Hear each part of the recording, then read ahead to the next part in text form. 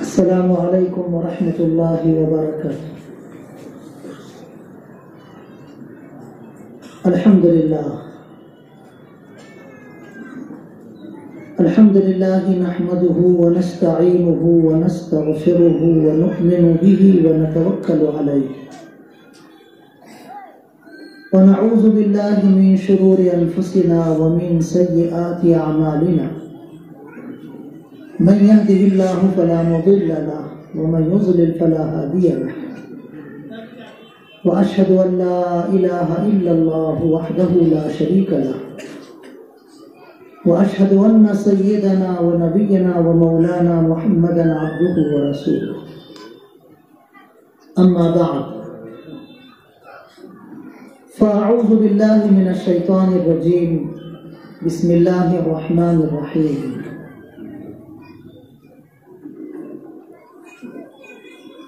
وما آتاكم الرسول فخذوه وما نهاكم عنه فانتهوا.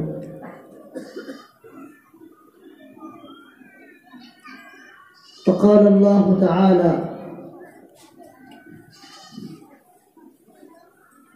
يا أيها الذين آمنوا كتب عليكم الصيام كما كتب على الذين من قبلكم لعلكم تتقون. وقال رسول الله صلى الله عليه وسلم: إن الله لا يطلع ليلة النصف من شعبان فيغفر لجميع خلقه إلا لمشرك أو مشاحن. وقال رسول الله صلى الله عليه وسلم: إياكم والظن فإن الظن أكذب الحديث، ولا تحسسوا ولا تجسسوا ولا تناجشوا ولا تباغضوا ولا تحاسدوا ولا تدابروا وكونوا عباد الله إخوانا. وقال رسول الله صلى الله عليه وسلم: إن من أحبكم إلي أحسنكم أخلاقا. وقال رسول الله صلى الله عليه وسلم: إن المؤمن ليدرك بحسن خلقه درجة قائم الليل وصائم النهار. وقال رسول الله صلى الله عليه وسلم: إن أثقل شيء يوضع في ميزان المؤمن يوم القيامة خلق حسن، أو كما قال عليه الصلاة والسلام. صدر محترم، معزز علماء و حفاظ کرام، محترم بزرگوں، نوجوان دوستوں، قابل احترام خواتین اسلام اور معصوم نونہال بچوں،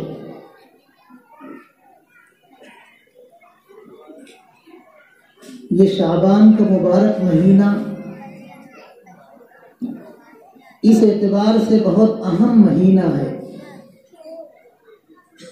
کہ حضور اکرم صلی اللہ علیہ وسلم رجب ہی کے مہینے سے یہ دعا مانگنا شروع کر دیتے تھے کہ اللہ ہمارے لیے رجب اور شعبان میں برکتیں عطا کریں، رجب اور شعبان کے مہینوں کو برکتوں سے مالا مال کرنا اور ہمیں رمضان تک پہنچا دیں۔ گویا شعبان کا یہ محترم مہینہ رمضان سے اتنا قریب ہے کہ حضور اکرم صلی اللہ علیہ وسلم اس مہینے میں رمضان کی تیاری شروع کر دیتے تھے، اور اللہ کے رسول صلی اللہ علیہ وسلم کی تیاری یہ ہوتی تھی کہ اس مبارک مہینے شعبان میں اتنے زیادہ روزہ رکھتے تھے کہ حضرت عائشہ صدیقہ رضی اللہ تعالیٰ عنہ فرماتی ہیں کہ ہمیں ایسا لگتا تھا جیسے کہ یہ پورا مہینہ آپ روزے میں ہی گزار دیں گے۔ بہت سارے لوگ پوچھ رہے ہیں مولانا یہ 2 دن کا روزہ ہے کہ 1 دن کا روزہ ہے کہ 3 دن کا روزہ ہے؟ میں نے کہا حضور اکرم صلی اللہ علیہ وسلم تو تقریباً پورا مہینہ ہی روزہ رکھتے تھے، نفل روزہ۔ تو ہونا تو یہی چاہیے کہ شعبان کے تقریباً پورے مہینے ہی میں ہم نفل روزے رکھیں، لیکن اگر پورے مہینے میں نہیں رکھ سکتے تو اکثر دنوں میں رکھیں،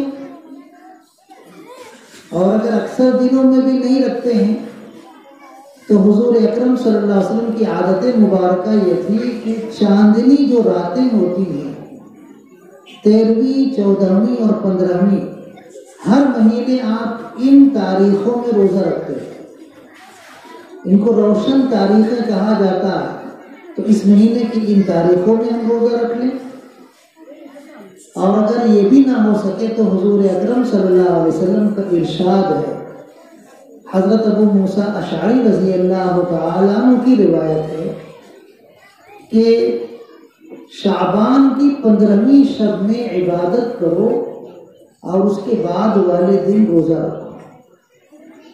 لیکن یہ روزے شعبان کے مہینے کے اور روشن تاریخوں کے اور 15ویں شب کے بعد والے دن کے یہ روزے نفل روزے ہیں۔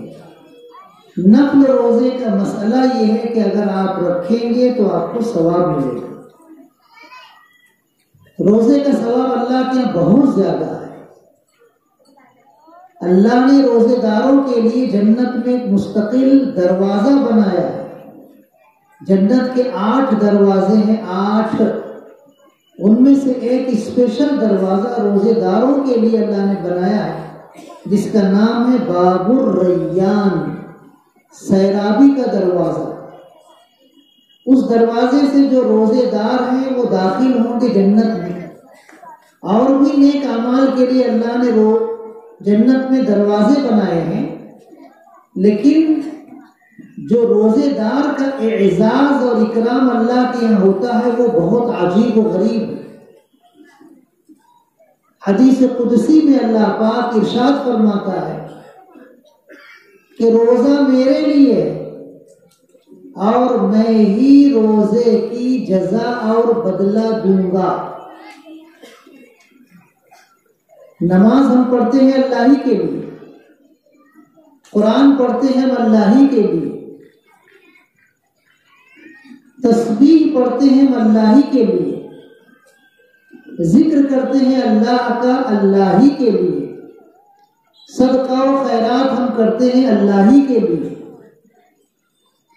اور بھی جو سوشل نیکیاں ہیں وہ سب ہم اللہ ہی کے لیے کرتے ہیں۔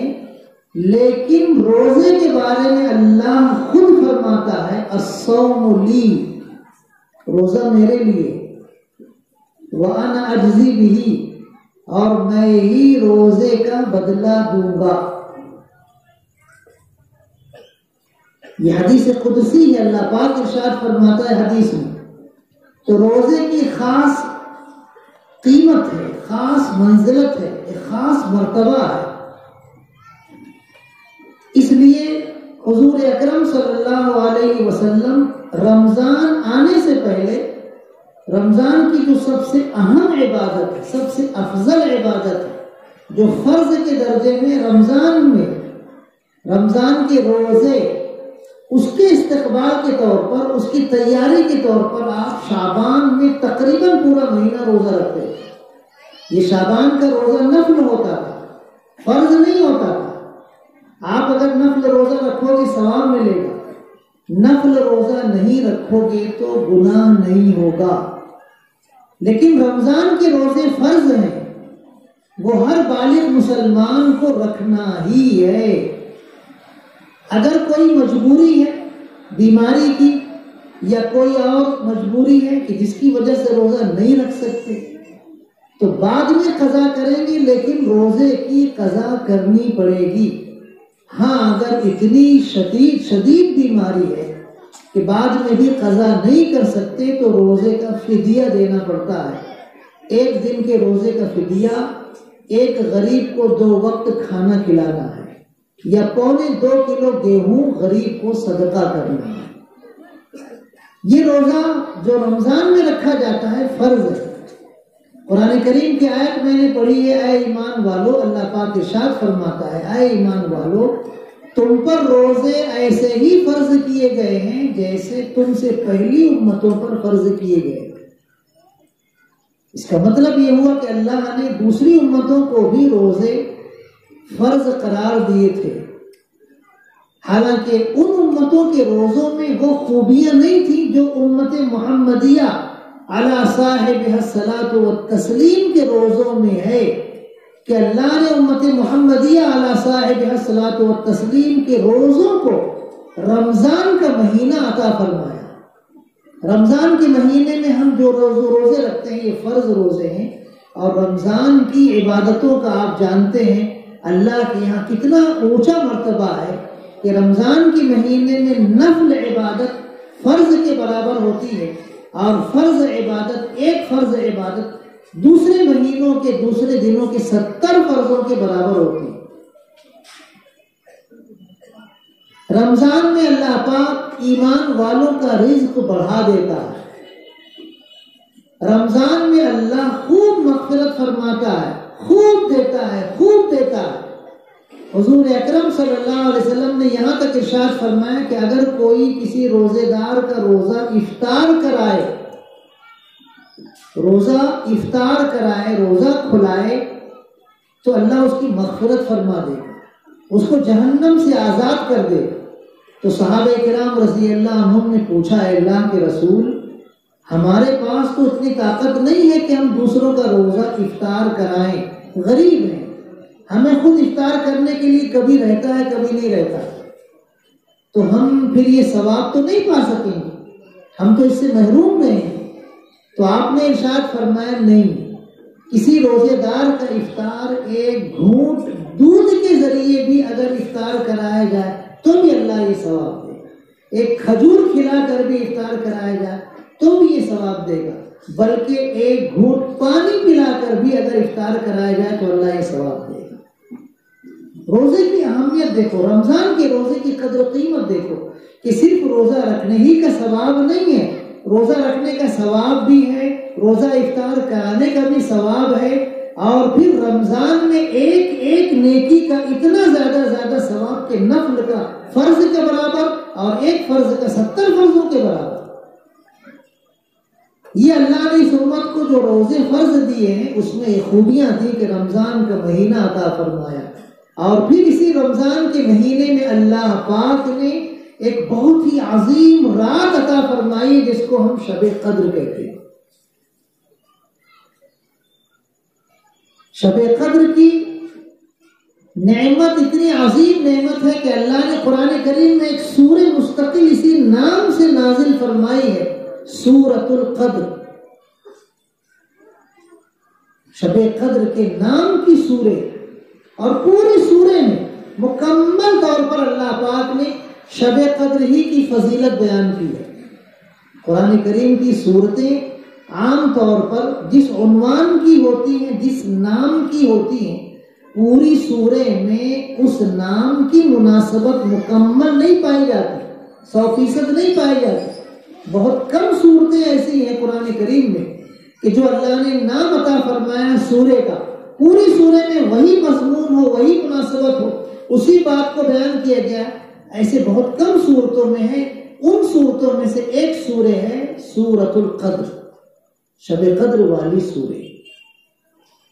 تو رمضان کے مہینے کو اللہ نے اس امت کو خصوصیت کے ساتھ عطا فرمایا، اور اسی مہینے میں ایک رات ایسی عطا فرمائی جو 1000 مہینوں سے افضل ہے. 1000 مہینے 80 سال سے بھی زیادہ ہوتے ہیں. اگر کوئی رمضان میں ایک رات یہ پالے تو گویا 80 سال سے بھی زیادہ اس کو عبادت کا ثواب مل گیا.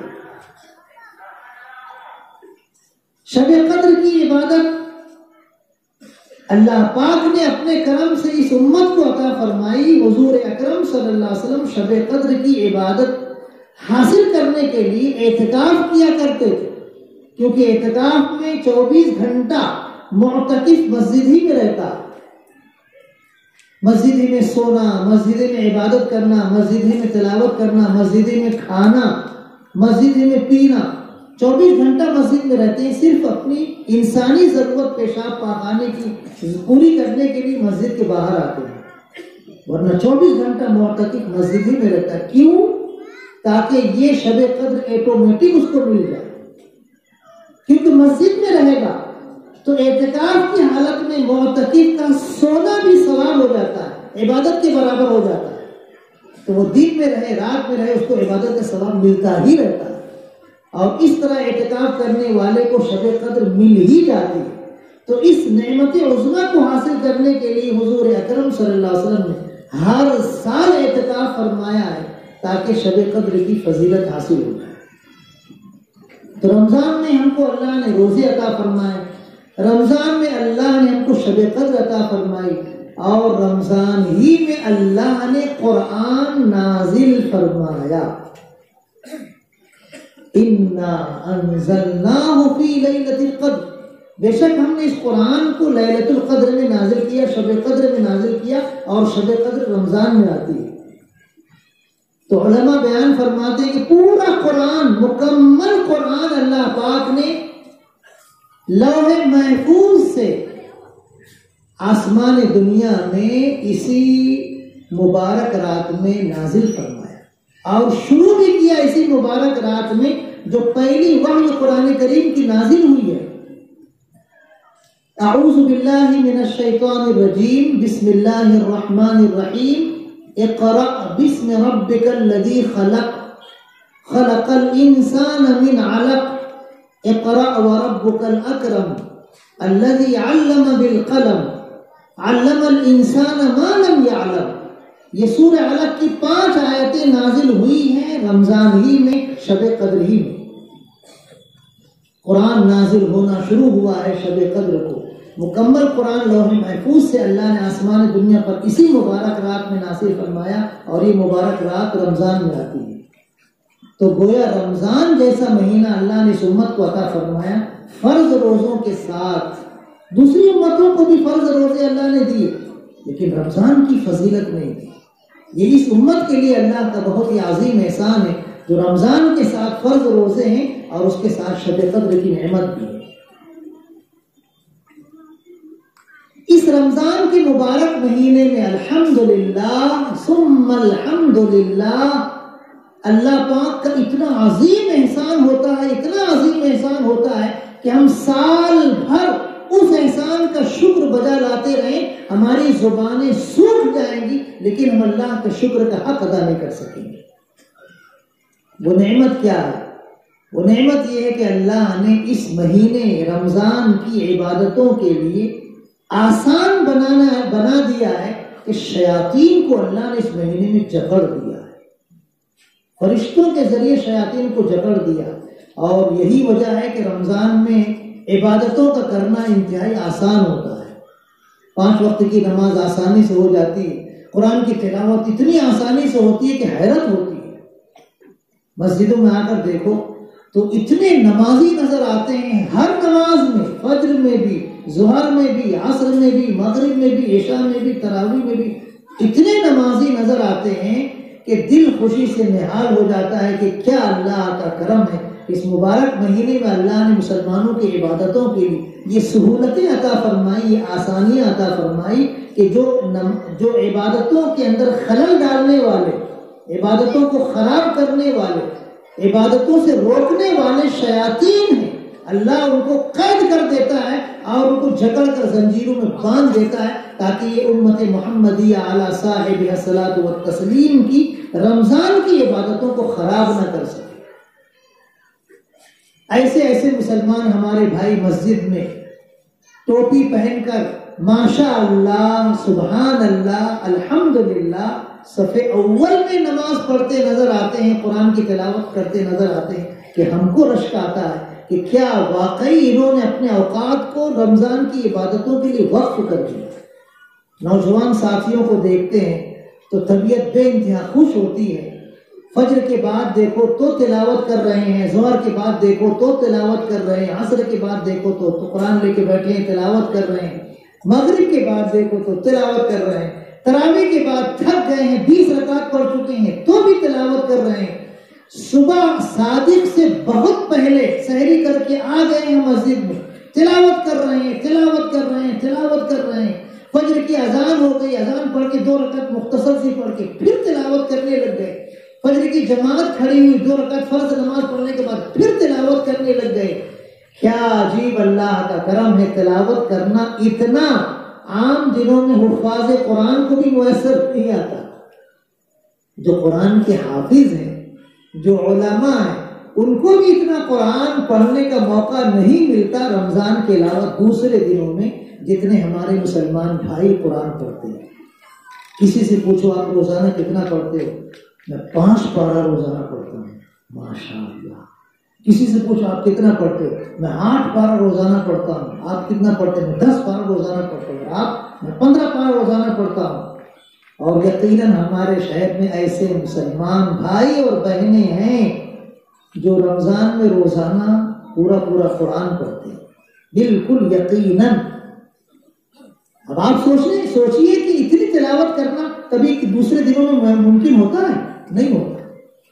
یہ رمضان کی خوبی ہے کہ اللہ پاک ہماری عبادتوں کو محفوظ رکھنے کے لیے، آسان کرنے کے لیے سرکش شیاطین کو جکڑ دیتا ہے۔ یہ سب ہمیں رمضان کی اتنی شاندار عبادتوں کے لیے اللہ کی طرف سے تحفے ہیں، انعامات ہیں، تو ہم کو رمضان میں خوب خوب خوب خوب عبادت کرتے رہنا چاہیے۔ لیکن رمضان گزرنے کے بعد عبادتوں کا نور، عبادتوں کا جو شوق اور ذوق ہے وہ مرجھانے نہیں دینا چاہیے، وہ بجھنے نہیں دینا چاہیے۔ وہ شوق و ذوق توانا رہے، تندرست رہے، جوان رہے، اور وہ عبادتوں کا نور منور روشن رہے۔ وہ رمضان میں ہماری زندگی میں آیا ہے، اور میں ہر سال مارک کرتا ہوں۔ آپ لوگ شاید نوٹ نہیں کرتے ہوں گے، لیکن میں ہر سال رمضان میں دیکھتا رہتا ہوں، چیک کرتا رہتا ہوں۔ یہ صرف آپ لوگوں سے محبت ہے اور مسلمان بھائیوں سے ایک دلی لگاؤ ہے، اس وجہ سے میں چیک کرتا رہتا ہوں کہ ان سال رمضان میں کون ہمارے بھائی ایسے ہیں، کون ہمارے نوجوان دوست ایسے ہیں، کون ہمارے بزرگ ایسے ہیں جو رمضان میں بہت زیادہ قرآن پڑھتے رہے، رمضان میں صف اول کی بہت زیادہ پابندی کرتے رہے، رمضان میں اذان سے پہلے ہر دن روزانہ مسجد میں آتے رہے، اور رمضان گزرنے کے بعد بھی ماشاءاللہ قرآن کی تلاوت اسی شوق سے کرتے رہے، صف اول کی پابندی اسی شوق سے کرتے رہے، اور اسی طرح اذان سے پہلے پورے سال وہ آتے رہے نماز پڑھنے کے لیے مسجد میں۔ کون کون ہمارے بھائی ہیں، کون کون ہمارے بزرگ ہیں، کون کون ہمارے نوجوان دوست ہیں، میں مارک کرتا رہتا ہوں، نوٹ کرتا رہتا ہوں مسجد میں آ کر، اور مجھے خوشی ہوتی ہے۔ اللہ پاک کا بہت بڑا احسان ہے، بہت بڑا کرم ہے کہ ہر سال الحمدللہ ثم الحمدللہ نئے نئے ساتھی، نئے نئے بزرگ اور نئے نئے نوجوان دوست مسجدوں میں ایسے ہر سال نئے نئے آتے رہتے ہیں، اضافہ ہوتا ہی رہتا ہے۔ پہلے وہ پینٹ شرٹ پہنتے تھے، لیکن ہم ماشاءاللہ کرتا پائجامہ پہنتے ہیں۔ پہلے ان کے چہرے پر داڑھی نہیں تھی، ماشاءاللہ داڑھی آ گئی ہے۔ پہلے نہ ان کو شوق و ذوق تھا دین کی کسی خاص عبادت کا، اب ماشاءاللہ وہ عمرہ بھی کر چکے ہیں، حج بھی کرنے کی تیاری کر رہے ہیں۔ اور پہلے ان کے خاندان میں کوئی خاص دینی ماحول نہیں تھا، اب ان کے یہاں بچے حافظ بھی ہو گئے ہیں، قاری بھی ہو گئے ہیں، عالم بھی بن رہے ہیں۔ یہ ساری نورانیت میں چیک کرتا رہتا ہوں، محسوس کرتا رہتا ہوں، ہر سال الحمدللہ اس میں اضافہ ہوتا رہتا ہے۔ اللہ پاک کا ہم جتنا بھی شکر بجا لائے کم ہے۔ یہ عبادت کرنے والے رمضان سے مکمل طور پر فیض حاصل کرتے ہیں کہ رمضان میں بھی عبادت کرتے ہیں، اور رمضان گزرنے کے بعد بھی ماشاءاللہ سال بھر عبادت کرتے رہتے ہیں، بلکہ زندگی بھر عبادت کرتے رہتے ہیں، اور ان کی عبادتیں قائم رہتی، باقی رہتی ہیں۔ حضور اکرم صلی اللہ علیہ وسلم کے بارے میں حضرت عائشہ صدیقہ رضی اللہ تعالی عنہ سے پوچھا کہ ام المومنین آپ بتائیے اللہ کے رسول صلی اللہ علیہ وسلم کو سب سے زیادہ پسندیدہ عمل کون سا تھا؟ بیوی سے پوچھا جا رہا ہے شوہر کے بارے میں۔ اگر ہمارے گھر کی خاتون سے ہمارے بارے میں کوئی پوچھے گی کہ تمہارے شوہر کو کون سا پسند عمل ہے، تو بولے گے ٹکا، بریانی، برجی، عشاء کی نماز کے بعد جا کے چوک میں 2 گھنٹہ ویسی گپ شپ کرنا، پھلی کھانا، اس سے بات کرنا، ادھر گھومنا ادھر پھرنا، یہاں وقت ضائع کرنا وہاں وقت ضائع کرنا، یہ جواب ملے گا۔ لیکن حضرت عائشہ صدیقہ رضی اللہ تعالیٰ عنہ سے پوچھا گیا کہ بتائیے حضور اکرم صلی اللہ علیہ وسلم کو سب سے زیادہ پسندیدہ عمل کون سا تھا؟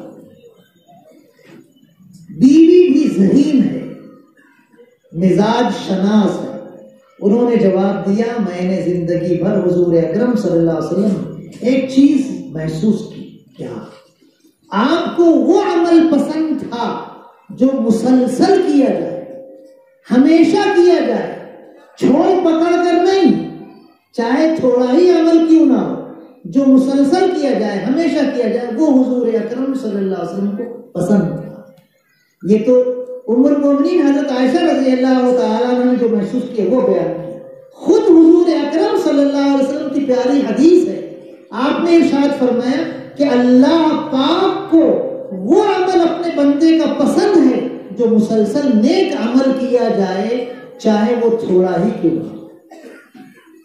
تو ہم جو رمضان میں عبادتیں کرتے ہیں، اللہ اس میں اور برکت عطا فرمائے، اور شوق و ذوق عطا فرمائے، اور اخلاص الہیت عطا فرمائے، اور اللہ اسے اپنے یہاں شرف قبولیت عطا فرمائے۔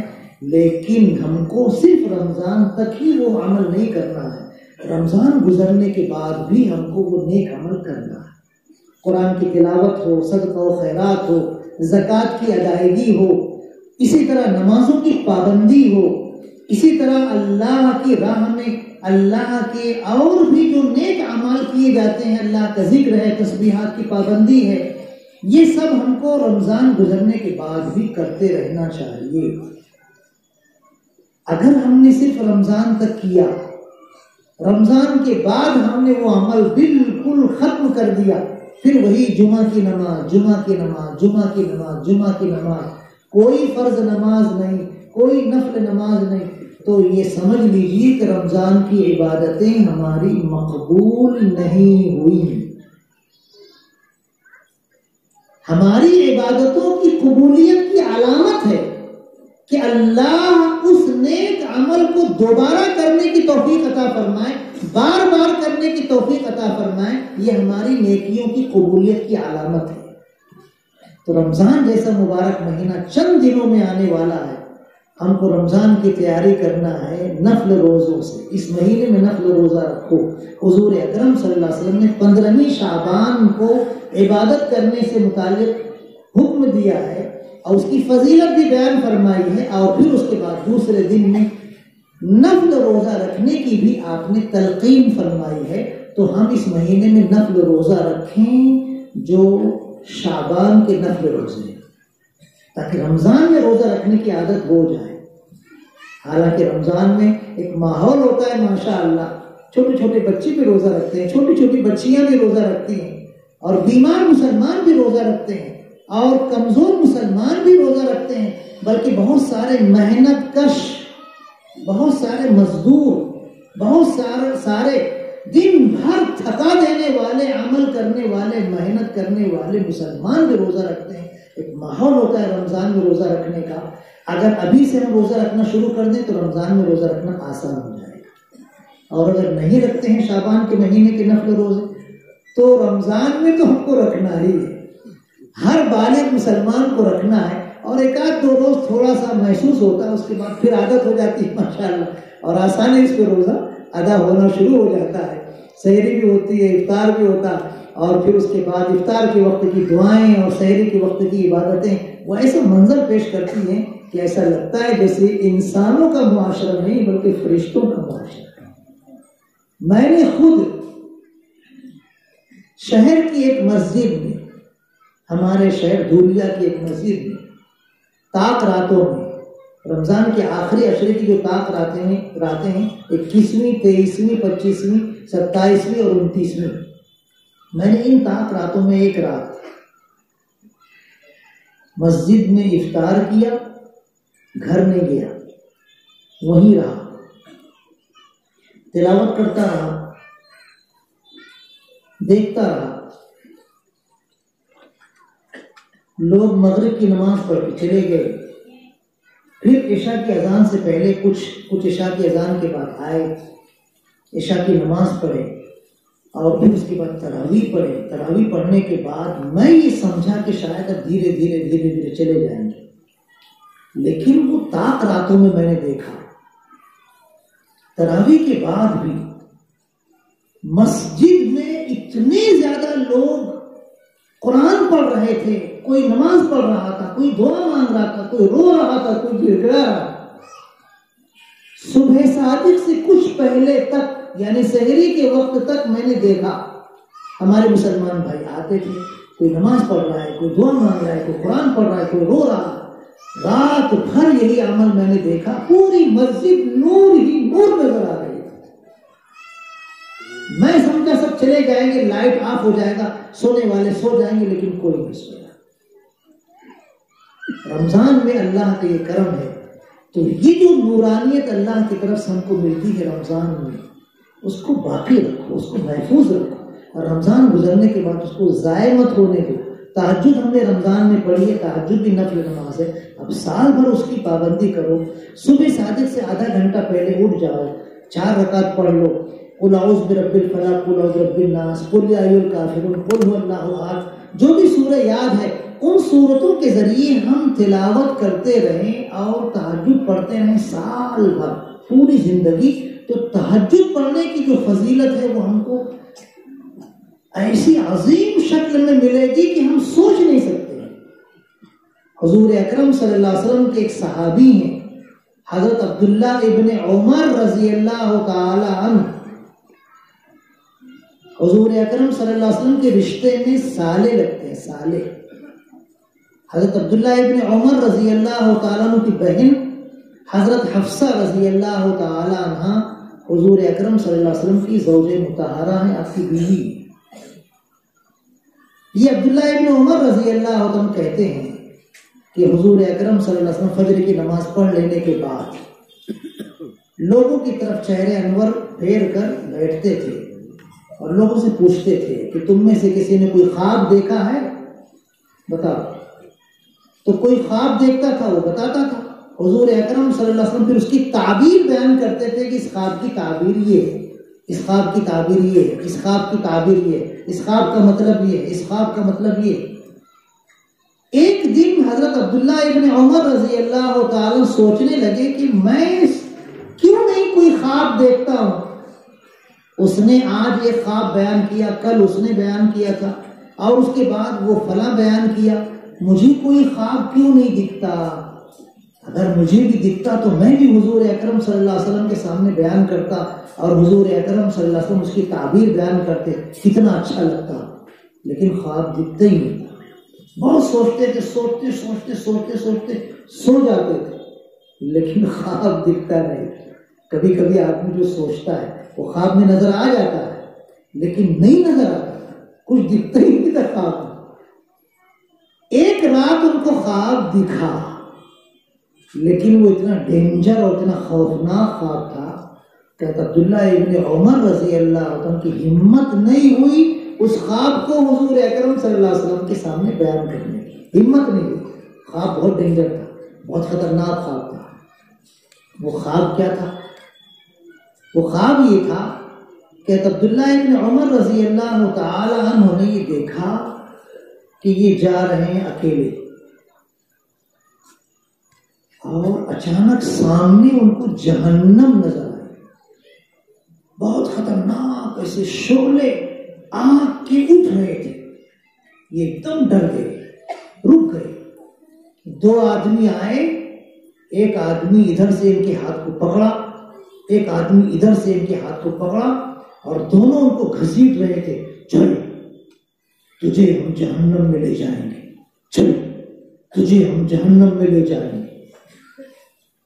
اب یہ پسینہ پسینہ ڈر کے مارے دونوں پکڑ کے گھسیٹ رہے، چلو تمہیں جہنم میں لے جائیں گے، چلو تمہیں جہنم میں لے جائیں گے۔ اب یہ جانا نہیں چاہتے، وہ ڈھکیل رہے۔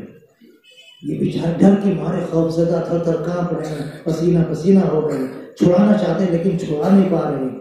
اچانک ایک تیسرا آدمی آیا اور اس نے ان دونوں کو ڈانٹا جو پکڑ کر گھسیٹ کر ان کو جہنم کی طرف لے جا رہے تھے، اور ان سے کہا چھوڑو اس کو، یہ جہنم کے لیے پیدا نہیں کیا گیا ہے، چھوڑو۔ وہ دونوں چھوڑ دیے۔ اس کے بعد آنکھ کھل گئی۔ آنکھ کھلنے کے بعد ہمت نہیں ہوئی کہ حضور اکرم صلی اللہ علیہ وسلم کے سامنے جہنم والا منظر پیش کرے، تو اپنی بہن حضرت حفصہ رضی اللہ تعالی عنہ کے سامنے خواب بیان کیا کہ آپا آپ بھی حضور اکرم صلی اللہ علیہ وسلم سے میرے خواب کو بیان کر کے اس کی تعبیر معلوم کرو کیا ہے۔ تو حضرت حفصہ رضی اللہ تعالی عنہ نے حضور اکرم صلی اللہ علیہ وسلم کے سامنے یہ خواب بیان کر کے کہا کہ اللہ کے رسول میرے بھائی عبداللہ ابن عمر نے یہ خواب دیکھا ہے، اس کی تعبیر کیا ہے؟ تو حضور اکرم صلی اللہ علیہ وسلم نے ارشاد فرمایا تیرا بھائی عبداللہ ابن عمر نیک آدمی ہے، کاش وہ تہجد کی پابندی کرتا۔ آپ نے فرمایا وہ نیک آدمی ہے لیکن وہ تہجد کی پابندی کرتا نہیں، کاش وہ تہجد کی پابندی کرتا۔ بس یہی تعبیر آپ نے بیان فرمائی، یعنی جو منظر نظر آیا جہنم کا، دو آدمی گھسیٹتے ہوئے لے جا رہے ہیں، حالانکہ جہنم میں ڈالا نہیں گیا لیکن وہ خوفناک منظر جہنم کی طرف گھسیٹنے کا، وہ تہجد نہ پڑھنے کی ایک تعبیر اور تمثیل تھی۔ حالانکہ وہ نیک تھے، صحابی ہیں، 5 وقت کی نمازیں پابندی سے پڑھتے ہیں، اگر وہ تہجد بھی پڑھتے ہوتے تو یہ منظر جہنم کا نظر نہیں آتا اور جہنم سے اللہ مکمل محفوظ رکھتا، اتنا کہ اس کا منظر بھی نظر نہیں آتا۔ تو آپ نے فرمایا تمہارا بھائی عبداللہ بہت اچھا آدمی ہے، نیک آدمی ہے، کاش وہ تہجد کی پابندی کرتا۔ بہن نے آ کر بھائی سے کہا کہ حضور اکرم صلی اللہ علیہ وسلم نے تمہارے اس خواب کی تعبیر یہ بیان کی۔ تو حضرت عبداللہ ابن عمر رضی اللہ عنہ کہتے ہیں میں نوجوان تھا، تہجد پڑھتا نہیں تھا، 5 نمازیں پڑھتا تھا پابندی سے میں، لیکن تہجد نہیں پڑھتا تھا۔ اس دن سے میں زندگی بھر تہجد پڑھتا رہا، میری تہجد کی نماز کبھی بھی چھوٹی نہیں، ہمیشہ پڑھتا تھا۔ تو تہجد کی نماز جو ہم رمضان میں پڑھتے ہیں، رمضان میں ماشاءاللہ سحری کے وقت سبھی اڑ جاتے ہیں، سحری کے وقت سب اڑ جاتے ہیں، اور سحری کھانے کے بعد کم از کم 5 منٹ 10 منٹ 15 منٹ مل ہی جاتا ہے۔ صبح صادق سے پہلے، سائرن بجنے سے پہلے وقت مل ہی جاتا ہے، تو آدمی وضو کر کے 2 رکعت 4 رکعت تہجد پڑھ ہی لیتا ہے۔ یہ تہجد جو رمضان میں ایٹومیٹک ہم کو مل جاتے ہیں، بغیر کسی مشقت کے عافیت کے ساتھ مل جاتی ہے، سال بھر اس تہجد کے لیے کوشش کیجیے۔ یہ نفل نماز ہے لیکن بہت قیمتی نماز ہے۔ حضور اکرم صلی اللہ علیہ وسلم نے ارشاد فرمایا تہجد کی نماز پڑھا کرو، تم سے پہلے جتنے نیک لوگ گزرے ہیں ان سب کا طریقہ تہجد کی نماز پڑھنے کا طریقہ تھا۔ حضرت داؤد علیہ السلام بادشاہ اور اتنے طاقتور تھے کہ جب اللہ کی راہ میں جنگ کرتے تھے، قتال کرتے تھے، تو کبھی زندگی بھر پیٹھ نہیں دکھائی۔ دشمنان اسلام کے سب سے زیادہ جنگجو، سب سے زیادہ طاقتور بہادر کو قتل کرتے تھے، پچھاڑ دیتے تھے حضرت داؤد علیہ السلام۔ قرآن کریم میں خود اللہ پاک نے بیان فرمایا وَقَتَلَ دَاوُودُ جَالُوتَ، داؤد علیہ السلام نے دشمنان اسلام کے سب سے بڑے نامور شہزور پہلوان جالوت کو قتل کر دیا۔ یہ حضرت داؤد علیہ السلام بڑے بہادر، بڑے طاقتور، لیکن تہجد پڑھنے کا کیا انداز تھا ان کا۔ حضور اکرم صلی اللہ علیہ وسلم نے تعریف کی ہے، آپ نے فرمایا سب سے بہترین تہجد کی نماز حضرت داؤد علیہ السلام کی نماز ہے کہ وہ رات کے نصف حصے تک سوتے تھے، آدھی رات تک سوتے تھے، اس کے بعد اٹھتے تھے تو 1/3 رات تک عبادت کرتے تھے، تہجد پڑھتے تھے، پھر رات کے آخری چھٹے حصے میں تھوڑی دیر کے لیے پھر لیٹ جاتے تھے اور پھر فجر کی نماز پڑھتے تھے۔ اس طرح تہجد میں سونا بھی ہو جاتا تھا اور تہجد کی نماز بھی ہو جاتی تھی، اس میں کوئی مشقت نہیں، کوئی تکان نہیں، دونوں چیزیں ہو جاتی تھی۔ انسان کے جسم کے لیے نیند بھی ضروری ہے، وہ بھی ہو جاتی تھی، اور اللہ کی عبادت بھی بہرحال بہت ضروری، وہ بھی ہو جاتی تھی، چاہے وہ نفل عبادت ہی کی شکل میں کیوں نہ ہو، لیکن ہماری ایمانی طاقت و قوت کے لیے اللہ کی عبادت ضروری ہے۔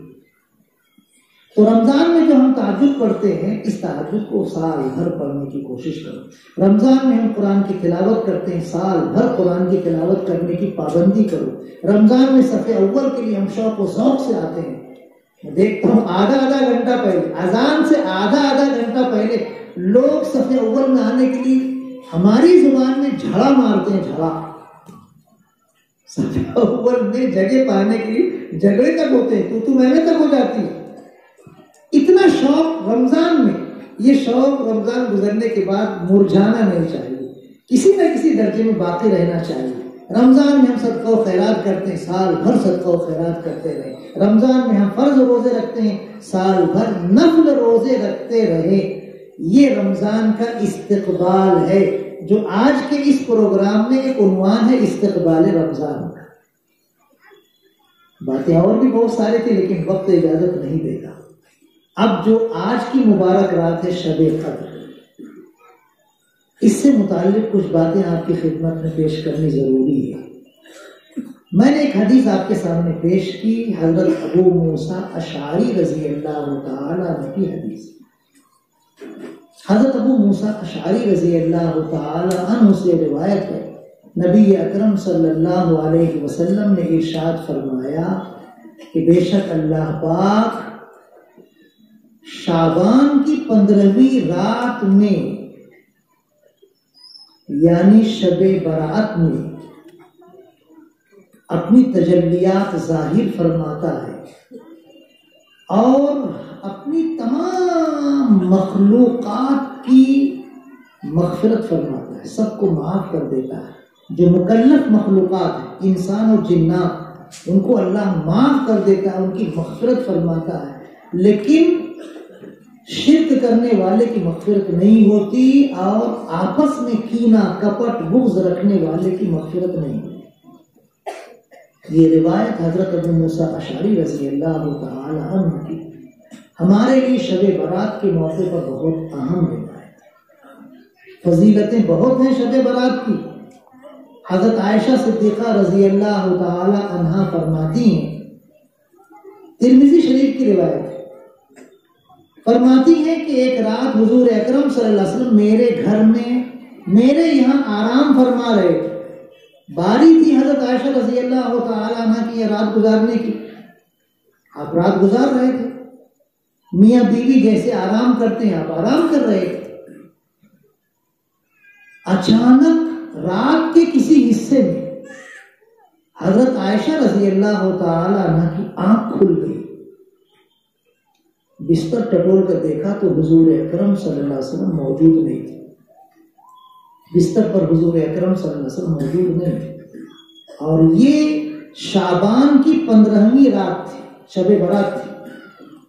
حضرت عائشہ رضی اللہ تعالیٰ عنہ کو کچھ معلوم نہیں کہ اس رات کی فضیلت کیا ہے، وہ تو سمجھی جیسے آج کی رات میرے یہاں آپ آرام فرما رہے ہیں، میرے یہاں آرام فرمانے کی باری آپ کی طے ہے، آپ آرام کرتے کرتے کہاں چلے گئے، بستر ٹٹول آپ نہیں تھے۔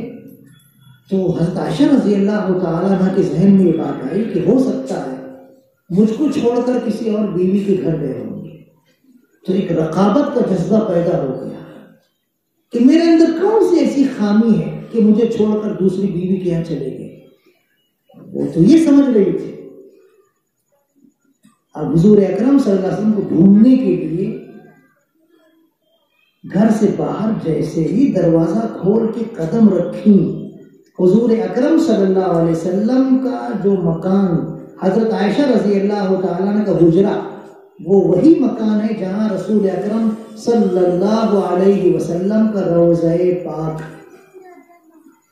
جہاں کا مزار مبارک ہے، وہی حجرہ حضرت عائشہ رضی اللہ تعالیٰ عنہ کا حجرہ۔ حجرے کے بعد فوراً مسجد نبوی کی دیوار، حجرے کا دروازہ کھولو تو وہاں سے جنت البقیع ایک دم صاف نظر آتی تھی، مسلمانوں کا قبرستان۔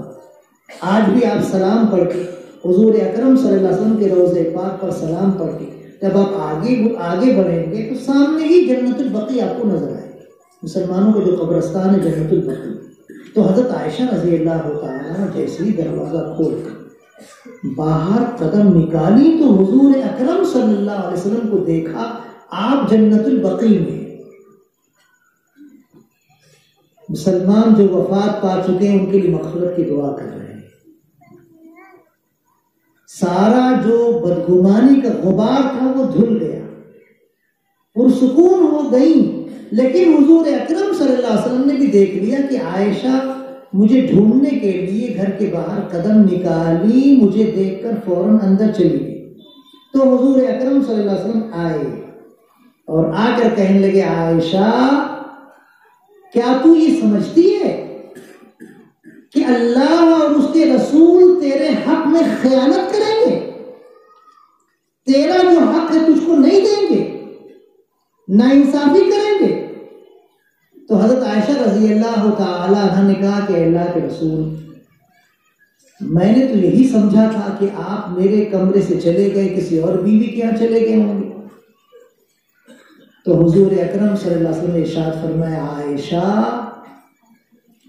آج کی رات شعبان کی 15ویں شب،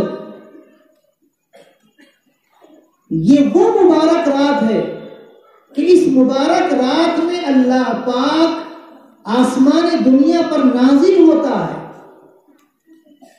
اور قبیلہ کلب کی بکریوں کے ریوڑوں کے بالوں سے زیادہ لوگوں کی مغفرت فرماتا ہے۔ اور یہ ایسے گنہگار لوگ ہوتے ہیں جو جہنم کے مستحق ہو چکے ہوتے ہیں، لیکن اتنی بڑی تعداد میں اللہ اس مبارک رات میں مغفرت فرماتا ہے، ان کے گناہوں کو معاف کر دیتا ہے۔ اور اسی مغفرت کی مناسبت سے اس رات کا نام ہے شب براءت۔ شب یعنی رات اور براءت یعنی بری ہونا، پاک صاف ہونا۔ تو اس مبارک رات میں مسلمان گناہوں سے پاک صاف ہوتے ہیں اور اللہ ان کے گناہوں کو معاف کر دیتا ہے۔ اور کتنی بڑی تعداد میں آپ نے فرمایا کہ قبیلہ کلب کی بکریوں سے بھی زیادہ، بکریوں کے بالوں سے بھی زیادہ تعداد میں اللہ معاف کرتا ہے، مغفرت کرتا ہے۔ لیکن جو شخص کسی سے دشمنی رکھتا ہے، کسی سے بغض رکھتا ہے، کسی سے کینہ کپٹ رکھتا ہے، کسی سے عداوت رکھتا ہے، کسی سے تعلقات توڑ چکا ہے، ملنا جلنا بند کر چکا ہے، ایسے شخص کی مغفرت نہیں کرتا۔ یہ حضور اکرم صلی اللہ علیہ وسلم کی ایک حدیث حضرت عائشہ رضی اللہ تعالیٰ عنہ سے مروی ہے ترمذی شریف، اور ایک حدیث حضرت ابو موسیٰ اشعری رضی اللہ تعالیٰ عنہ سے مروی ابن ماجہ شریف میں۔ دونوں کو ملا کر دیکھو کہ اللہ اتنی بڑی تعداد میں مغفرت فرماتا ہے کہ بکریوں کے ریوڑ، جو عرب کے سب سے زیادہ بکریاں رکھنے والے قبیلے کے بکریوں کے بالوں سے بھی زیادہ تعداد میں اللہ جہنم کے مستحق گنہگاروں کو معاف کرتا ہے۔ لیکن اگر ہم اپنے دل میں کسی سے بغض رکھتے ہیں، دشمنی رکھتے ہیں، تو ہماری مغفرت نہیں ہوتی۔ اس مبارک رات میں جب اللہ اتنے زیادہ لوگوں کو معاف کرتا ہے اور ہم اگر اپنے دل کو میلا کیے ہوئے ہیں کسی مسلمان کے تعلق سے، دشمنی اپنے دل میں رکھے ہوئے، حسد ہے ہمارے دل میں، اس کے بارے میں جلن ہے ہمارے دل میں، تو پھر سوچنے کی بات ہے کہ ہماری مغفرت کب ہوگی۔ کتنی شب برات گزر چکی ہے ہماری زندگی میں، بالغ ہونے کے بعد سے اب تک کتنی شب برات ہماری گزر چکی ہے۔ اگر ہم ایسے ہی ہر سال اس سے دشمنی کریں، اس سے دشمنی کریں، اس سے پنگا لیں، اس سے پنگا لیں، اس سے بات چیت بند کر دیں، اس سے تعلق توڑ دیں، اگر ایسے ہی ہم زندگی گزار لیں تو پھر کون سی شب برات ہم کو ملے گی ہماری مغفرت کے لیے؟ سوچنے کی بات ہے۔ آج ہمارے نوجوان ساتھیوں کو دیکھو، اچھے اچھے صاف ستھرے کپڑے پہنے ہوئے، کچھ تو نئے نئے لباس پہنے ہوئے ہیں، ظہر کی نماز سے، عصر کی نماز سے، مغرب کی نماز سے، عشاء کی نماز سے مسجدیں فل ہیں، فجر کی نماز میں بھی ماشاءاللہ مسجد فل رہے گی انشاءاللہ. لوگوں کو شوق ہوتا ہے، عجیب والہانہ تعلق ہوتا ہے اس مبارک رات سے، جس کو ہم شب برات کہتے ہیں کہ مبارک رات بہت ہی قیمتی رات ہے. حضرت عائشہ صدیقہ رضی اللہ تعالیٰ عنہ ہی کی ایک روایت اور ہے، بیہقی رحمۃ اللہ علیہ سے نقل کیا ہے. حضور اکرم صلی اللہ علیہ وسلم نے ارشاد فرمایا تھا، عائشہ تمہیں معلوم ہے کہ شب برات میں کیا کیا ہوتا ہے؟ شعبان کی 15ویں شب میں کیا کچھ ہوتا ہے؟ تمہیں کچھ پتا ہے؟ تو حضرت عائشہ صدیقہ رضی اللہ تعالیٰ عنہ نے فرمایا، اے اللہ کے رسول مجھے نہیں معلوم، آپ ہی بتا دیجیے. تو آپ نے فرمایا، عائشہ اس مبارک رات میں سال بھر جتنے بچے پیدا ہونے والے ہیں سب کی لسٹ بنائی جاتی ہے، فہرست بنائی جاتی ہے اس پورے سال میں. آج رات اور آئندہ شب برات تک کتنے بچے پیدا ہوں گے، کتنی بچیاں پیدا ہوں گی، سب کی لسٹ تیار ہوتی ہے. ایک پھر آپ نے فرمایا کہ اس مبارک رات میں آئندہ سال تک کتنے لوگ وفات پائیں گے ان کی فہرست تیار ہوتی ہے. آج شب برات سے لے کر آئندہ شب برات تک، آئندہ سال کی شب برات تک کتنے لوگ وفات پائیں گے سب کی لسٹ تیار ہوتی ہے.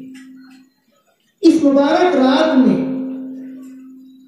آئندہ شب برات تک کس کا کتنا رزق ہے اس کا پورا گوشوارہ، پورا ریکارڈ تیار ہوتا ہے. آج کی مبارک رات سے آئندہ شب برات تک کون کون نیک اعمال کرے گا، کون کون نیک اعمال اللہ کی بارگاہ میں پہنچیں گے، ان سب کی فہرست تیار ہوتی ہے. 4 اہم فیصلے ہوتے ہیں، حالانکہ یہ فیصلے انسان کے پیدا ہونے سے پہلے ہی اللہ نے کر دیے ہیں، جو تقدیر کہلاتی ہے تقدیر. اور ہر انسان، ہر مخلوق کی تقدیر اللہ نے پہلے سے بنا دی ہے. آسمان و زمین کی تخلیق سے پہلے، کائنات پیدا کرنے سے بھی پہلے اللہ پاک نے انسانوں کی تقدیر، ساری مخلوقات کی تقدیر بنا دی ہے.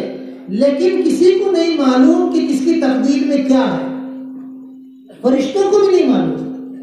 ہاں اس مبارک رات میں، اس کو ہم شب برات کہتے ہیں، فرشتوں کے حوالے کیا جاتا ہے سال بھر کا کوٹا، سال بھر کہ اس شب برات سے آئندہ شب برات تک کس کا کتنا رزق رہے گا، کس کے کتنے نیک اعمال رہیں گے، کون کون پیدا ہوگا، کون کون وفات پائے گا، پوری تفصیل فرشتوں کے حوالے کی جاتی ہے. تو اتنی اہم مبارک رات میں ہم کیا اللہ کی مغفرت سے محروم ہو جائیں؟ نہیں. ہمارے نیک اعمال سال بھر جو اللہ کی بارگاہ میں بلند ہوں گے، پرواز کرائے جائیں گے اور اللہ کے یہاں قبولیت کا شرف پائیں گے، ان میں ہمارے دل کی کوئی برائی، کوئی حسد، کوئی کینہ کپٹ قطعاً اس نیکی کو خراب کرنے والی نہ ہو، ہماری مغفرت کو ختم کرنے والی نہ ہو. یہ ہم کو اس مبارک رات میں مضبوط عہد کرنا چاہیے. یہ مبارک رات اب آئندہ سال ہمیں ملے گی کہ نہیں ملے گی کوئی بھروسہ نہیں. ابھی سے ہم اپنے دلوں کو صاف کر لیں. اگر ہم کسی سے دشمنی رکھتے ہیں، دشمنی ختم کر دیں، دوستی کے لیے ہاتھ بڑھائیں. ہم سلام پہلے کریں، وہ جواب دے یا نہ دے، ہم سلام کر کے تعلقات قائم کرنے کی کوشش کریں تو انشاءاللہ ثم انشاءاللہ ہم بری ہو جائیں گے، ہماری مغفرت ہوگی. وہ اگر سلام نہیں کرتا، وہ اگر سلام کا جواب نہیں دیتا، وہ اگر دوستی نہیں کرتا تو وہ گنہگار ہوگا، ہم گنہگار نہیں ہوں گے. ہم اپنے دلوں کو صاف کر لیں. کسی سے کوئی دشمنی، کسی سے کوئی بھی ہمارا غلط بدگمانی کا طریقہ نہیں ہونا چاہیے. میں نے ایک حدیث آپ کے سامنے پڑھی ہے، حضور اکرم صلی اللہ علیہ وسلم نے ارشاد فرمایا، جو بخاری شریف کی روایت ہے. آپ نے فرمایا بدگمانی سے بچو، کسی کے بارے میں بدگمان مت ہوا کرو. ہم بہت جلدی کسی کے بارے میں بدگمان ہو جاتے ہیں. ایک مسلمان بھائی فرض نماز پڑھا اور فوراً نکل گیا، سنت نفل پڑھا نہیں. دیکھا ہے، سنت نفل پڑھتا نہیں ہے، فرض نماز پڑھ کے نکل جاتا. کوئی تعلق ہے نماز سے؟ یہ طریقہ ہے نماز پڑھنے کا؟ سنت نفل پڑھتا ہی نہیں، فرض پڑھ کے چلا جاتا. ارے بدگمان کیوں ہو گئے بھائی؟ ہو سکتا ہے وہ گھر جا کر پڑھا ہو، یا ہو سکتا ہے اس کو کوئی بہت ارجنٹ کام ہو جس کی وجہ سے وہ چلا گیا ہو، کوئی بہت ہی ایسی ضرورت اس کو سامنے آ گئی ہو جس کی وجہ سے وہ چلا گیا ہو. اپنے دل کو بدگمان مت ہونے دو. مسلمان سے اچھا گمان رکھو، مسلمان بھائی سے اچھا گمان رکھو۔ کوئی آیا اور سلام کیے بغیر چلا گیا، دیکھا ہے سلام کیے ہی، کم از کم سلام کرنا چاہیے تھا نا اپنے سامنے، ان کے سامنے میں کھڑا ہے نا، میرے سامنے سے گزرا سلام ہی نہیں کر رہا۔ ارے تو بھائی ہو سکتا ہے وہ کسی خیال میں محو ہوگا، اسی خیال میں چلا گیا، آپ کو نہیں دیکھا، آپ اتنی جلدی بدگمان کیوں ہو گئے کہ سلام نہیں کیا اس نے؟ یا آپ نے کسی کو سلام کیا السلام علیکم اور وہ جواب نہیں دی، چلے گئے، دیکھا ہے میں سلام کیا جواب ہی نہیں دیا۔ ارے ہو سکتا ہے اس نے سنا نہ ہو، کبھی کبھی آدمی کسی سوچ میں گم ہوتا ہے تو آس پاس کی بات اس کو سنائی نہیں دیتی، حالانکہ بالکل قریب میں اس کو کہا گیا لیکن نہیں سنائی دیتی۔ آدمی کبھی کبھی کسی خیال میں محو ہوتا ہے، چلا جاتا ہے، نہیں آواز آتی۔ حضرت عثمان رضی اللہ عنہ ایک مرتبہ بیٹھے ہوئے، حضور اکرم صلی اللہ علیہ وسلم کی وفات ہو چکی تھی، ایک دم غمگین اداس بیٹھے ہوئے۔ حضرت عمر رضی اللہ تعالیٰ وہاں سے گزرے اور السلام علیکم کہا، حضرت عثمان رضی اللہ تعالیٰ جواب نہیں دیا، تو حضرت عمر تو جلالی تھے۔ حضور اکرم صلی اللہ علیہ وسلم کی وفات کے بعد حضرت ابو بکر صدیق رضی اللہ تعالیٰ کو امیر المومنین اور خلیفۃ رسول اللہ بنا دیا گیا تھا۔ فوراً ان کے پاس گئے اور کہنے لگے ابو بکر آپ حضور اکرم صلی اللہ علیہ وسلم کی جانشین ہیں، دیکھو میں عثمان کو سلام کیا، اس نے جواب نہیں دیا، چلو کیوں نہیں جواب دیا اس نے؟ کیا مجھ سے غلطی ہوئی؟ حضرت ابو بکر صدیق رضی اللہ عنہ سمجھ گئے کہ کوئی نہ کوئی وجہ ہوگی، بلا وجہ تو عثمان رضی اللہ تعالی جیسے عظیم مرتبے والے ایسی حرکت نہیں کر سکتے ہیں۔ وہ آئے اور دونوں مل کے سلام کیے، تو پہلے وہ گزر رہے تھے سلام کیے تھے، اب وہ حضور اکرم صلی اللہ علیہ وسلم کی وفات کے صدمے میں بالکل ایسے بیچارے سر جھکائے ایک دم غمگین اداس بیٹھے، نہیں سنے ہوں گے۔ اب یہ دونوں گئے اور دونوں نے مل کر سلام کیا، تو ظاہر بات ہے ایک آدمی کے سلام کی آواز میں اور دو آدمی کے سلام کی آواز میں، ایک آدمی کے گزرنے میں اور دو آدمی کے آ کے پاس کھڑے رہ کر سلام کرنے میں فرق ہوتا ہے نا۔ تو حضرت عثمان رضی اللہ عنہ سے سر اٹھا وعلیکم السلام ورحمۃ اللہ جواب دیا۔ حضرت ابو بکر صدیق رضی اللہ عنہ سمجھ گئے کہ پہلی مرتبہ حضرت عثمان رضی اللہ عنہ کے سامنے سے حضرت عمر گزرے تھے اور انہوں نے جو سلام کا جواب نہیں دیا اس کی وجہ کیا سمجھ گئے، لیکن ابھی حضرت عمر رضی اللہ تعالیٰ کو بھی سمجھانا، جلالی تھے، ہمارے پورے مکہ مسجد کے اطراف کے مسلمان جلالی ہیں، ہمارے پورے مکہ مسجد کے اطراف اور جتنے بھی ہمارے نوجوان ساتھی یہ اتنا شاندار پروگرام ہر سال کرتی ہے، سب جلالی ہیں، ان کو سنبھالنا بہت ضروری ہے۔ ہماری مسجد ایک ایسے مقام پر واقع ہے جو بہت ہی اہم جغرافیائی اعتبار سے مقام ہے۔ ہمارے برادران وطن، ہمارے ہندو بھائی ہم سے قریب رہتے ہیں، ہمارے ہندو بھائی ہم سے قریب رہتے ہیں، اور اسی محلے میں بہت دور تک انڈے برجی کی بہت دکانیں ہیں، کھانا وال بہت زیادہ ہے، بہت دور تک آپ جا کے دیکھو، یہاں سے لے کے آؤ وہاں تک دیکھو، انڈے برجی کی دکانیں ہیں، کھانا وال کی دکانیں، لالی پاپ کی دکانیں، اور پتہ نہیں پونگے اور پتہ نہیں رگا اور بٹاٹا اور پتہ نہیں کیا کیا دکانیں۔ ہمارے محلے میں ہمارے ہندو بھائی آتے ہیں، کبھی کبھی وہ کھاتے ہیں، کبھی کبھی ویسے ہی چلے آتے ہیں ان کے تہوار کے موقع پر۔ تو ہم کو چاہیے کہ ہم اپنے اس محلے کے محلے وقوع اور جغرافیائی پوزیشن کو سمجھ کر بہت سنجیدہ اور ٹھنڈے دل و دماغ والے بن کر رہنے کی کوشش کریں۔ حضرت عمر رضی اللہ عنہ جلالی تھے، آپ لوگوں کو بھی اللہ نے جلال عطا فرمایا ہے، لیکن حضرت عمر رضی اللہ عنہ جلالی ہونے کے ساتھ ساتھ ٹھنڈے دل و دماغ سے ہی معاملات کو حل کرتے تھے، ہمیشہ ہمیشہ ایک دم سے غصے ہی میں نہیں کہ ناک کو غصہ رہتا تھا، نہیں۔ ایک مرتبہ حضرت عمر رضی اللہ عنہ خطبہ دے رہے تھے،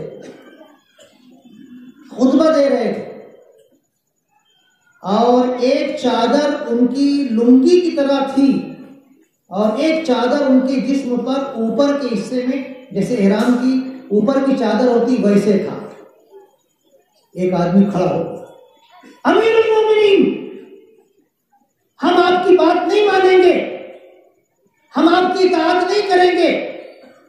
آپ نے مال غنیمت میں سارے مسلمانوں کو ایک ایک چادر دی ہے، یا آپ کی جس پر 2 چادر کیوں نظر آ رہے؟ کھڑے ہو کر ڈائریکٹ اس نے تنقید کر دیا جمعہ کے خطبے میں، کھڑے ہو کر ایک دم. اب حضرت عمر رضی اللہ عنہ کو اتر کے دینا تھا سٹا سٹ گپا کر، لیکن حضرت عمر رضی اللہ عنہ دیکھو جلالی ہونے کے باوجود سمجھ گئے کہ یہ جو مسلمان کہہ رہا ہے غلط نہیں کہہ رہا ہے، صحیح کہہ رہا ہے. اگرچہ وہ غلط موقع سے کہہ رہا ہے اور اس کو اس موقع پر نہیں کہنا چاہیے تھا خطبے کے درمیان، بعد میں وہ بول سکتا تھا، لیکن اپنے آپ کو کنٹرول کیا، غصہ پی گئے اور اپنے بیٹے عبداللہ ابن عمر سے کہا بیٹے کھڑے ہو جاؤ اور میری طرف سے تم جواب دو. تو بیٹے عبداللہ ابن عمر کھڑے ہوئے کہنے کہ میرے بھائی، امیر المومنین نے جیسے سب کو ایک ایک چادر دی ہے، ویسے ہی ایک چادر آپ نے خود بھی اپنے لیے لی ہے.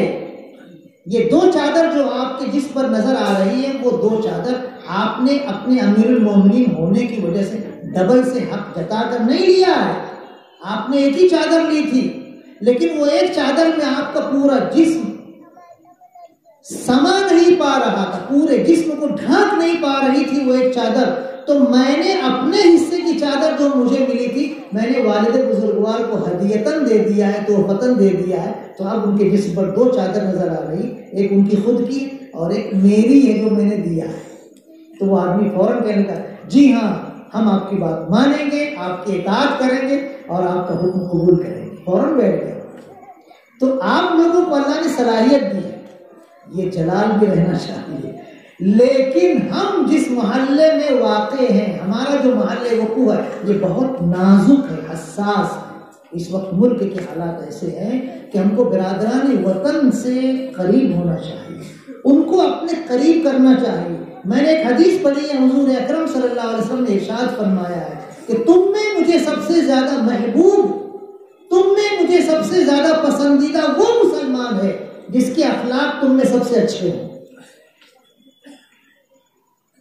اب ہمارے اخلاق اگر اچھے ہوں گے تو ہم اللہ کے رسول صلی اللہ علیہ وسلم کے محبوب بن جائیں گے، اور وہ اچھے اخلاق کی وجہ سے ہمارے جو ہندو بھائی ہیں وہ بھی ہم سے قریب آئیں گے، ان کے دل میں بھی ہماری محبت پیدا ہوگی. دلوں کے مالک صرف اللہ اور کوئی نہیں، دلوں کا مالک صرف اللہ اور کوئی نہیں. کسی کے دل میں اگر کوئی گنجائش، کوئی نرمی پیدا ہوتی ہے، یہ اللہ کے کرم سے ہوتی ہے. تو ہم کیوں نہ ان کے حق میں دعا کریں کہ اے اللہ ہمارے برادران وطن کے دلوں سے بدگمانی دور کر دے. اسلام اور مسلمانوں کے تعلق سے جو ان کے دلوں میں بدگمانی ہے، اللہ اس کو دور کر دے. اسلام اور مسلمانوں کے تعلق سے ان کے دلوں میں اللہ محبت پیدا فرما دے. حضور اکرم صلی اللہ علیہ وسلم طائف میں لہو لہان ہو کر آ رہے تھے. عذاب کا فرشتہ آ کر آپ کے سامنے کہہ رہا ہے کہ یہ پہاڑوں کی خدمت میری ذمہ ہے، اللہ کی طرف سے آپ کو آفر دیا گیا ہے، آپ حکم دیجئے تو اس ظالم قوم کو پیس ڈالا جائے پہاڑوں کے اندر. اللہ کے رسول صلی اللہ علیہ وسلم نے، جو ہمارے قائد ہیں، ہمارے رہبر ہیں، ہمارے رسول ہیں، ہمارے محبوب ہیں صلی اللہ علیہ وسلم، کیا جواب دیا؟ آپ نے فرمایا نہیں، اگر یہ ایمان نہیں لاتے ہیں تو مجھے ان کی نسلوں سے ایمان کی امید ہے، وہ ضرور ایمان لائیں گے، یہ مجھے پہچان نہیں رہے ہیں. آپ نے دعا دی. کیا دعا دی؟ آپ نے دعا دی اللہم اہد قومی فانہم لا یعلمون. اے اللہ میری قوم کو ہدایت دے، مجھے پہچان نہیں رہے. قوم کہا تھا، قوم کس کو کہا تھا؟ جنہوں نے آپ کو پتھر مار مار کر زخمی کیا، لہو لہان کیا، ان کو آپ اپنی قوم کہہ رہے ہیں. اے اللہ میری قوم کو ہدایت دے، یہ مجھے پہچان نہیں پا رہے. تو ہمارے جو برادران وطن، ہمارے جو ہندو بھائی، وہ ہمارے پاس آتے ہیں ہماری دکان پر کھانے کے لیے، ہمارے کھاناور پر کھانے کے لیے. کبھی کبھی وہ نشے میں ہوتے ہیں، نشے کی حالت میں وہ کبھی کچھ ایسی حرکت کر جاتے ہیں جس کی وجہ سے ہم کو بھی تکلیف ہوتی ہے، ان کو بھی تکلیف ہوتی ہے. تو تھوڑا سا ٹھنڈے دل و دماغ سے ہم ایسے مواقع پر حالات کو اپنے کنٹرول میں کرنے کی کوشش کریں. کوئی ایسی بات پیدا نہ ہونے دیں جس سے پورے شہر میں آگ لگ جائے. نہیں، امن و سلامتی، امن و سکون آپس کے فرقہ وارانہ فسادات سے لاکھ درجے بہتر ہے. یاد رکھو اس کو، امن و سلامتی، امن و سکون یہ فرقہ وارانہ فسادات سے لاکھوں درجے بہتر ہے. اس لیے ہم کو چاہیے کہ ہم بہت سنجیدگی سے، بہت ہی ٹھنڈے دل و دماغ سے اس محلے کے مسلمان بھائیوں کو اور اس محلے کے تمام مسلمان نوجوانوں کو کنٹرول کریں، خود بھی اپنے آپ کو کنٹرول کریں، دوسروں کو بھی کنٹرول کریں، اور ہمارے جو ہندو بھائی ہیں ان سے اچھے اخلاق پیش کریں تاکہ وہ ہمارے قریب آئیں۔ ابھی میں سفر میں تھا، آپ کو حیرت ہوگی، میں رمضان میں ایک مرتبہ سفر کرتے ہوئے ریلوے میں آگے بڑھ رہا تھا، میری برتھ کے سامنے ایک فیملی تھی، ہندو بھائی ہندو بہن، وہ شام کا کھانا کھا رہے تھے، تقریباً 9:30 کے بج رہا تھا، اب رمضان کا مہینہ، میں تو افطار کے وقت جو کھایا تھا، اب وہ 9:30 کے آس پاس 10 بجے کے آس پاس رات میں کھانا کھا رہے تھے، مجھ سے کہنے لگے کہ آپ بھی کھانا کھا لو، میں نے کہا میں 4 بجے رات کو کھانا کھاؤں گا، تو ہنسنے لگے، 4 بجے رات کو سب تو پورے ٹرین والے سوتے ہیں، یہ اس وقت کھائیں گے تو کیا مطلب، وہ سمجھ نہیں سکے، میں سمجھایا بھی نہیں، میں نے کہا 4 بجے میں کھاؤں گا یا 3:30 بجے اٹھوں گا اس وقت کھاؤں گا، وہ خاموش ہو گئے بیچارے، وہ کھا لیے، کھانے کے بعد سب اپنا اپنا برتھ پر بستر بچھا کر سو گئے، میں سحری کے وقت سحری کیا، سب سو رہے تھے، سحری کرنے کے بعد پھر میں نماز پڑھ کے اور فجر کی نماز کا انتظار کر کے فجر کی نماز پڑھ کے پھر میں لیٹ گیا۔ اب دوپہر کے وقت جب کھانے کا وقت ہوا تو وہ ہمارے ہندو بھائی اور ہماری ہندو بہن وہ پھر دوبارہ کھانے کے لیے اپنا توشہ نکالے اور پھر مجھ سے کہنے کہ آؤ کھانا کھا لو، تو میں کچھ بولا نہیں، انہوں نے دوبارہ کہا آئیے کچھ کھانا کھا لیجیے، تو میں نے کہا میرا اپاس ہے، میرا روزہ ہے، اور ایک دم چونکے، ان کو اچانک جیسے کرنٹ لگا کہ ارے ہاں رمضان کا مہینہ ہے، یہ تو مسلمانوں کے روزے کا مہینہ ہے، اور پھر وہ بات بھی ان کے سمجھ میں آئی، میں 4 بجے رات کو کھاؤں گا، 3:30 بجے کو کھاؤں گا، تو ان کو سمجھ میں آیا کہ اس وقت کھانے کا مطلب سحری کرنا ہے، جانتے تھے وہ بیچارے شریف ہمارے ہندو بھائی ہندو بہن جب میری زبان سے سنے کہ میرا اپاس ہے، میرا روزہ ہے، فوراً اپنے برتن کو ڈھانک دیے، فوراً بند کر دی، خود بھی نہیں کھائے، کہ ہمارے ساتھ سفر کرنے والے ہمارے مسلمان بھائی روزہ ہیں، ان کے سامنے ہم کھائیں گے تو اچھا نہیں لگے گا، نہیں کھائے۔ شام کو افطار کے وقت پھر انہوں نے جیسے میں کھانا شروع کیا ویسے وہ کھانا شروع کی، اور وہ بیچارے نہیں کھائے۔ ان کے دلوں میں بھی نرمی ہے، ان کے دلوں میں بھی ہمارے تعلق سے گوشہ ہے نرم، ہم اگر اس کو اچھے طریقے سے استعمال کرنا چاہیں تو کر سکتے ہیں، ناممکن نہیں ہے۔ حضور اکرم صلی اللہ علیہ وسلم کے سامنے ایک بہت کٹر دشمن اسلام کو پیش کیا گیا، اس کا نام تھا سمامہ ابن اسال، خود آپ نے حکم دیا تھا پکڑ کے لائے، حضور نے کہا مسجد نبوی کے اس میں کھمبے میں باندھ دیے گئے، اللہ کے رسول صلی اللہ علیہ وسلم اس کے پاس آئے، کہنے لگے سمامہ بتاؤ میں تمہارے ساتھ کیا سلوک کروں؟ تو سمامہ نے کہا اے ابو القاسم، حضور اکرم صلی اللہ علیہ وسلم کی کنیت ابو القاسم تھی، اے محمد، وہ رسول اللہ مانتا ہی نہیں تھا، اس نے کہا اے محمد صلی اللہ علیہ وسلم، آپ اگر مجھے قتل کر ڈالیں تو غلط نہیں کریں گے، کیونکہ واقعی میں نے آپ کو اتنا ستایا ہے، مسلمانوں کو واقعی میں نے اتنا ستایا ہے، تو آپ اگر مجھے قتل کر ڈالیں گے تو کوئی غلط کام نہیں کریں گے، آپ بالکل صحیح کام کریں گے، لیکن اگر آپ مجھے قتل نہ کریں، مجھے کچھ درہم و دینار لے کر چھوڑ دیں، آزاد کر دیں، تو بولو کتنا چاہیے، کتنا درہم چاہیے، کتنا دینار چاہیے، بولو میں دینے کے لیے تیار ہوں، لے لو مجھ سے اور مجھے چھوڑ دو، آزاد کر دو۔ اور اگر سردار تھا، وہ قوم کا سردار سمامہ ابن اسال، اس نے کہا کہ اور اگر آپ مجھے مفت میں ویسے ہی کچھ لیے چھوڑ دیں، بغیر کچھ درہم و دینار لیے آپ مفت میں مجھے چھوڑ دیں، آزاد کر دیں، تو ایک ایسے شخص پر آپ احسان کریں گے جو احسان فراموش نہیں ہے، احسان مانتا ہے۔ یہ اس نے جواب دیا، 3 چیزیں کہا، اگر آپ مجھے قتل کر دیں تو غلط نہیں کریں گے، صحیح کریں گے، اور آپ بس کچھ درہم و دینار لے کر چھوڑنا چاہیں تو بولو کتنا چاہیے، میں دینے کے لیے تیار ہوں، اور اگر بغیر درہم و دینار کے آپ مجھے چھوڑ دیں گے تو ایک ایسے شخص پر احسان کریں گے جو احسان مانتا ہے۔ حضور اکرم صلی اللہ علیہ وسلم چلے گئے، کوئی جواب نہیں۔ دوسرے دن پھر آپ آئے اور پھر یہی کہا، بول سمامہ تیرے ساتھ کیا سلوک کیا جائے؟ اس نے یہی جواب دیا، آپ پھر چلے گئے۔ تیسرے دن آپ آئے اور پھر آپ نے کہا، بول سمامہ تیرے ساتھ کیا سلوک کیا جائے؟ اس نے یہی جواب دیا۔ اب دیکھو حضور اکرم صلی اللہ علیہ وسلم کی حکمت عملی اور حسن اخلاق۔ آپ نے صحابہ کرام رضی اللہ عنہم سے کہا، اس کی رسیاں کھول دو، اس کو آزاد کر۔ کھول دی گئی رسیاں، آپ نے کہا جاؤ، ہم تمہیں معاف کرتے ہیں، ہم تمہیں آزاد کرتے ہیں، جاؤ، تم کو جہاں جانا چلے جاؤ۔ وہ شخص فوراً باغیچے میں گیا، غسل کیا، غسل کرنے کے بعد آیا اور اس نے کہا، اشہد ان لا الہ الا اللہ واشہد انک رسول اللہ، میں گواہی دیتا ہوں کہ ایک اللہ کے سوا کوئی عبادت کے لائق نہیں، اور میں گواہی دیتا ہوں کہ آپ اللہ کے رسول ہیں۔ حضور اکرم صلی اللہ علیہ وسلم پر فوراً ایمان لے آیا اور کہنے لگا کہ آج سے پہلے آپ کا چہرہ میری نگاہ میں سب سے زیادہ ناپسند تھا، آپ کا دین میری نگاہ میں سب سے زیادہ ناپسند تھا، آپ کا شہر میری نگاہ میں سارے شہروں میں سب سے زیادہ ناپسند تھا، لیکن آج آپ کے حسن اخلاق کی وجہ سے میرے ایمان لانے کے بعد آپ کا شہر انور سارے شہروں میں سب سے زیادہ مجھے محبوب ہے، آپ کا دین سارے دینوں میں مجھے سب سے زیادہ محبوب ہے، آپ کا شہر سارے شہروں میں مجھے سب سے زیادہ محبوب ہے۔ یہ ہے سمامہ ابن وصال رضی اللہ تعالی عنہ۔ حسن اخلاق کی بڑی قیمت ہے۔ ہم اپنے برادران وطن کے ساتھ اچھے اخلاق کا ثبوت دیں اور آپس میں بھی ایک دوسرے کے ساتھ اچھے اخلاق پیش کریں۔ یہ شب برات حسن اخلاق کا وعدہ کرنے کی رات ہے۔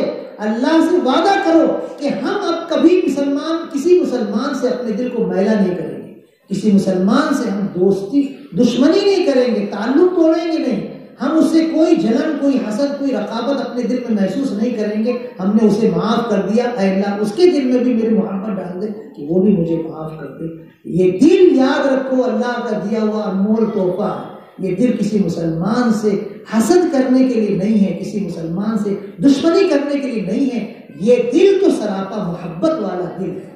ہم کو شب برات کے موقع پر اپنے دلوں کی صفائی کرنا چاہیے، اپنے آپ کو اللہ کی مغفرت کا مستحق بنانا چاہیے کہ اللہ جب اپنی پوری مخلوق کی مغفرت فرما رہا ہے اور حسد کرنے والے، بغض اور دشمنی رکھنے والے کی مغفرت نہیں کر رہا ہے، تو کیوں ہم محروم رہیں؟ ہم وعدہ کرتے ہیں اے اللہ کہ ہم آپ کے بندوں سے دشمنی نہیں رکھیں گے۔ اے اللہ ہمارے دلوں کو صاف کر دے اور ہمیں توفیق عطا فرما کہ ہم اپنے دلوں کو اسی طرح آپ کے کرم سے محفوظ کیے رہیں اور ہمارے دلوں میں مسلمانوں کے بارے میں محبت ہو، حسن ظن ہو، حسن اخلاق۔ یہ شب برات کا خاص عمل ہے۔ اور پھر حضور اکرم صلی اللہ علیہ وسلم کی ایک حدیث حضرت علی رضی اللہ تعالیٰ عنہ سے مروی ہے، وہ بھی ابن ماجہ شریف میں موجود ہے۔ حضرت علی رضی اللہ تعالیٰ عنہ سے حضور اکرم صلی اللہ علیہ وسلم کی روایت موجود ہے۔ اللہ کے رسول صلی اللہ علیہ وسلم نے ارشاد فرمایا کہ شعبان کی 15ویں رات سورج ڈوبنے کے بعد ہی سے اللہ پاک آسمان دنیا پر نازل ہوتا ہے، سورج ڈوبتے ہی۔ جیسے شب قدر میں یہ فضیلت اس رات کو شب قدر کو حاصل ہے، ایسے ہی حضرت علی رضی اللہ عنہ کی اس حدیث کی مناسبت سے حضور اکرم صلی اللہ علیہ وسلم کی اس روایت میں یہ خوشخبری دی گئی ہے کہ شب برات کو بھی اللہ پاک آسمان دنیا پر سورج ڈوبتے ہی نازل ہوتا ہے اور رات بھر صبح صادق تک اعلان کرتا ہے کوئی مغفرت چاہنے والا میں اس کی مغفرت کر دوں، ہے کوئی روزی میں برکت چاہنے والا میں اس کی روزی میں برکت کر دوں، ہے کوئی بیماری میں شفا پانے والا میں اس کو شفا دے دوں، ہے کوئی مبتلا مصیبت عافیت چاہنے والا میں اس کو عافیت دوں۔ صبح صادق تک اللہ اعلان کرتا رہتا ہے۔ تو یہ مبارک رات عبادت کی رات ہے، اللہ سے مانگنے کی رات ہے، اللہ کی مغفرت سے اپنے آپ کو فیضیاب کرنے کی رات ہے۔ اس رات میں اپنے دلوں کی صفائی کیجیے، اپنے تعلقات کو استوار کیجیے اور استقبال رمضان کے تعلق سے جو باتیں بیان کی گئی ان باتوں کا خیال کیجیے۔ اللہ پاک اپنے کرم سے عافیت کے ساتھ ہمارے گناہوں کو معاف فرمائے، ہم سب مسلمانوں کو بھائی بھائی بنائے، برادران وطن کو بھی اللہ ایمان کی دولت عطا فرمائے، ہمارے ملک کو اللہ پاک عافیت کے ساتھ امن و سلامتی کا گہوارہ بنائے، جو بدگمانیاں ہیں وہ دور فرمائے۔ اللہ پاک ایمان کی بہاروں کو، ایمان کی ہواؤں کو عالم میں، پورے عالم میں عام فرمائے۔ آمین وآخر دعوانا الحمدللہ۔